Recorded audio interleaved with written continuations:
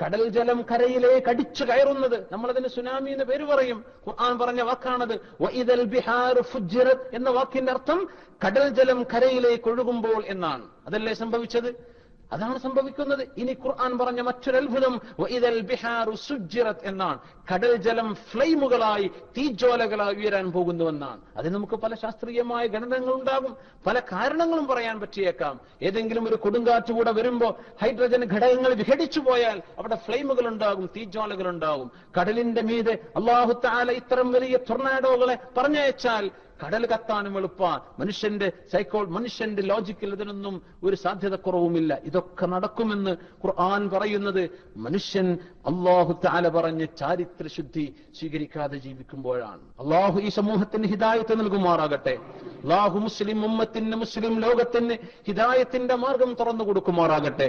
വഴിതെറ്റി ജീവിക്കുന്ന ചെറുപ്പക്കാർക്കും ചെറുപ്പക്കാരികൾക്കും പശ്ചാത്താപത്തിന്റെയും തൗബയുടെയും കവാടം അല്ലാഹു തുറന്നു കൊടുക്കുമാറാകട്ടെ.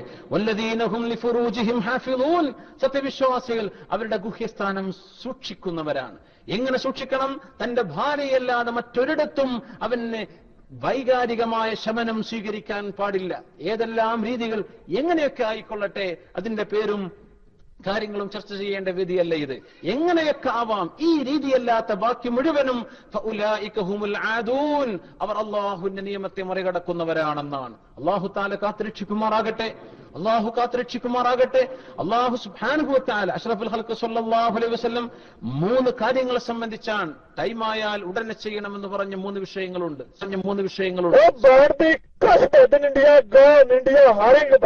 ഒന്ന് കാണൽ, സ്വാലിഹീങ്ങളും അള്ളാഹുവിന്റെ ഔലിയാക്കന്മാരും ആരിഫീങ്ങളുമായ ആളുകളാണെങ്കിൽ ഓക്കെ, അല്ലാത്തതൊക്കെയും പെട്ടെന്ന് അവരെ മറവ് ചെയ്യണം. അതാണ് ഇതിന്റെ ഖൈറെന്ന് റസൂലുള്ളാഹി സ്വല്ലല്ലാഹു അലൈഹി വസല്ലം.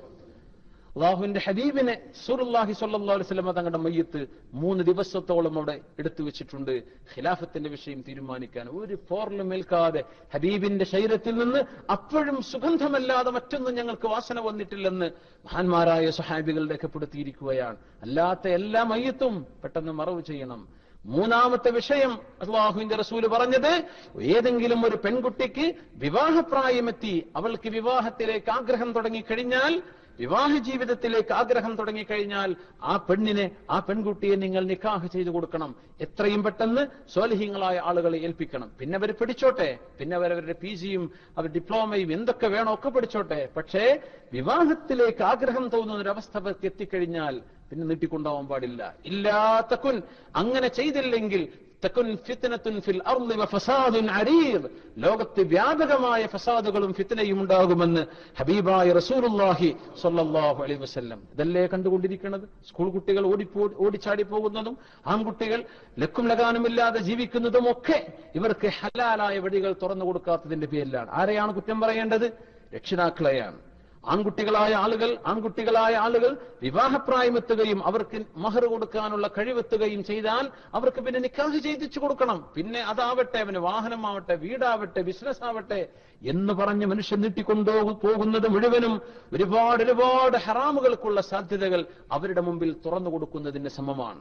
അങ്ങനെയാണ് മനുഷ്യൻ ദുർബലനാണ്. വകാനൽ ഇൻസാനു ദഈഫ വഖുലിഖൽ ഇൻസാനു ദഈഫ, മനുഷ്യനിൽ അല്ലാഹു ദൗർബല്യം വെച്ചിട്ടുണ്ട്. ഈ ദുർബലത മനുഷ്യന്റെ മുമ്പിൽ ഈമാനികമായ കരുത്തം കൊണ്ട് ചോർന്നുപോയാൽ മനുഷ്യൻ ഹറാമിലേക്ക് എത്തിപ്പെടുകയാണ്. അതിന്റെ സാധ്യതകൾ തടഞ്ഞു വെക്കേണ്ടത് ഓരോരുത്തന്റെയും ബാധ്യതയാണ്. അവരുടെ രക്ഷിതാക്കളുടെ ബാധ്യതയാണ്. അപ്പൊ ആൺകുട്ടികളെ സംബന്ധിച്ചും പെൺകുട്ടികളെ സംബന്ധിച്ചും നമ്മുടെ രക്ഷിതാക്കന്മാർ നല്ല കരുതലോടായിരിക്കണം.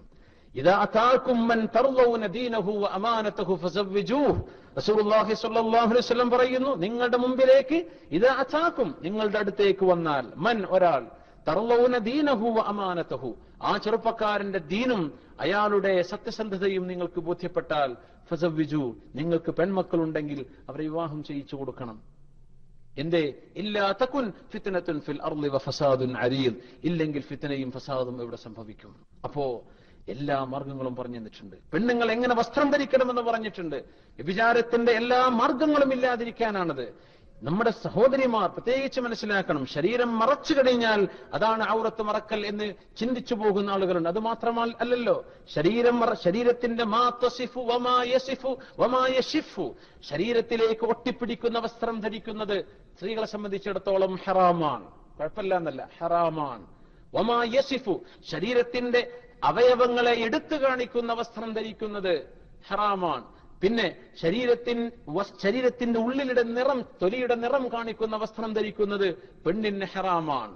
ഇത് പെണ്ണ് ചെയ്യാൻ പാടില്ലാത്തതാണ്. എന്നാൽ നമ്മുടെ പെണ്ണുങ്ങളൊക്കെ കെണിഞ്ഞ് അവർ ഒന്ന് പർദ്ദക്കൊന്ന് ഷെയ്പ്പാക്കിയിട്ടും അവർ ഡ്രസ്സൊക്കെ ഒന്ന് ഷെയ്പ്പ്, എന്തിനാണ് ഈ ഷെയ്പ്പാക്കാന്ന് പറഞ്ഞതാണ് ഈ ഹറാം എന്ന് പറഞ്ഞത്. ഷെയ്പ്പാക്കെന്ന് പറഞ്ഞാൽ മാ യസിഫു, ഹദീസിന്റെ വാക്കാണത്. ശരീരത്തെ ഡിസ്ക്രൈബ് ചെയ്യുന്നത്, അവരുടെ ശരീരത്തിന്റെ വണ്ണം എത്രയാണ്, അതിന്റെ രൂപവും ആകൃതിയും എന്താണ്, ഇത് വരച്ചു കാണിക്കുന്ന വസ്ത്രങ്ങൾ പെണ്ണിനെ സംബന്ധിച്ചിടത്തോളം ഹറാമാണ്. വകുല്ലി അസ്വാജിക വബനാതിക വനിസാഇൽ മുഅ്മിനീൻ യുദ്നീന അലൈഹിന്ന മിൻ ജലാബീബിഹിന്ന. വിശുദ്ധ ഖുർആൻ പറഞ്ഞുവല്ലോ, നബിയെ അവിടുത്തെ ഭാര്യമാരോടും മുസ്ലിമീങ്ങളായ പെൺകുട്ടികളോടും മുസ്ലിമാത്തുകളായ പെണ്ണുങ്ങളോടും മുഴുവനും പറയൂ നബിയെ, യുദ്നീന അലൈഹിന്ന മിൻ ജലാബീബിഹിന്ന, അവരുടെ സ്കാർഫ്, അവരുടെ മുഖമക്കന മറക്കുന്ന മുഖമക്കനയുണ്ടല്ലോ, അത് അവരുടെ നെഞ്ചിലേക്ക് താഴ്ത്തിയിടണം എന്ന് പറഞ്ഞാൽ അവരുടെ നെഞ്ചും തലയും അവർ മറക്കുന്നത് ഒരു വസ്ത്രം കൊണ്ടായിരിക്കണം. ഇത് ഖുർആനിന്റെ വാക്കാണ്, ഇത് ഖുർആനിന്റെ വാക്കാണ്.